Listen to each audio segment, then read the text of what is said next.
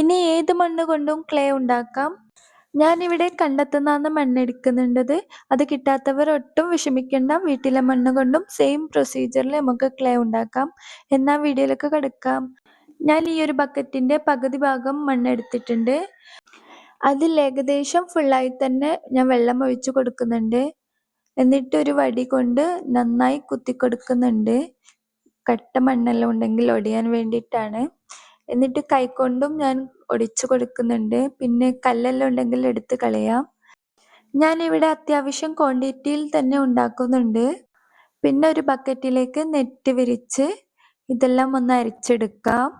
ഇങ്ങനെ എല്ലാം അരിച്ചെടുത്ത ശേഷം ആ ബക്കറ്റിൽ കുറച്ചുകൂടി കട്ട മണ്ണുണ്ട്. അപ്പോൾ ഞാൻ കുറച്ച് വെള്ളം കൂട്ടി അതും കൂടി ഒഴിച്ചു കൊടുക്കുന്നുണ്ട്.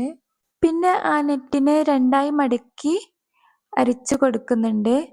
ഇങ്ങനെ ചെയ്യുമ്പോഴായിരിക്കും നമ്മളുടെ ക്ലേ നല്ല സോഫ്റ്റായി വരിക. എന്നിട്ട് ആ അരിച്ചെടുത്ത വെള്ളത്തിന് നമുക്കൊരു 5 മണിക്കൂറോളം അങ്ങനെ തന്നെ വെക്കാം. 5 മണിക്കൂറിന് ശേഷം വെള്ളം നല്ല തെളിഞ്ഞു വരും. ചില മണ്ണിൻ്റെ പ്രത്യേകത കൊണ്ട് മാത്രം തെളിഞ്ഞു വരാതിരിക്കാം. എന്നാൽ ഒട്ടും വിഷമിക്കണ്ട. അതുപോലെയാണ് എൻ്റെ ഇതും തെളിഞ്ഞു വന്നിട്ടില്ല. പക്ഷെ നമുക്കത് മെല്ലെ ഊറ്റിയെടുക്കാം.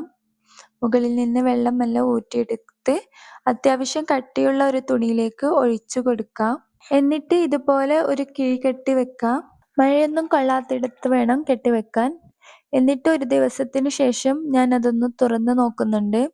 അതിൻ്റെ വെള്ളമെല്ലാം നന്നായി പോയി ക്ലേ മാത്രമായി വന്നിട്ടുണ്ട്. അതിനെ നമുക്ക് നന്നായി ഒന്ന് തിൻ ലെയറാക്കി പരത്തി കൊടുക്കാം. എന്നാലേ അത് സെറ്റായി കിട്ടൂ. മഴയെല്ലാം കാരണം കുറച്ച് സമയം എടുക്കും.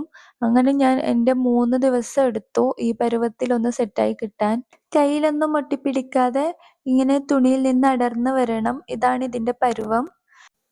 ഇങ്ങനെ നമുക്ക് എല്ലാം അടർത്തിയെടുക്കാം. എന്നിട്ട് അവിടെ വെച്ച് തന്നെ നന്നായി കുഴച്ചെടുക്കാം.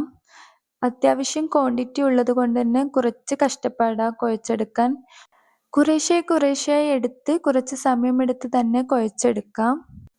എന്നിട്ട് ക്ലേ ഞാൻ ഈ ഒരു ഷേപ്പാക്കി എടുത്തിട്ടുണ്ട്. നമ്മുടെ ക്ലേ കാണുമ്പോൾ തന്നെ മനസ്സിലാവുന്നുണ്ടാവും നല്ല സോഫ്റ്റാണ്. പിന്നെ അത്യാവശ്യം നല്ല ക്വാണ്ടിറ്റിയിലും കിട്ടിയിട്ടുണ്ട്.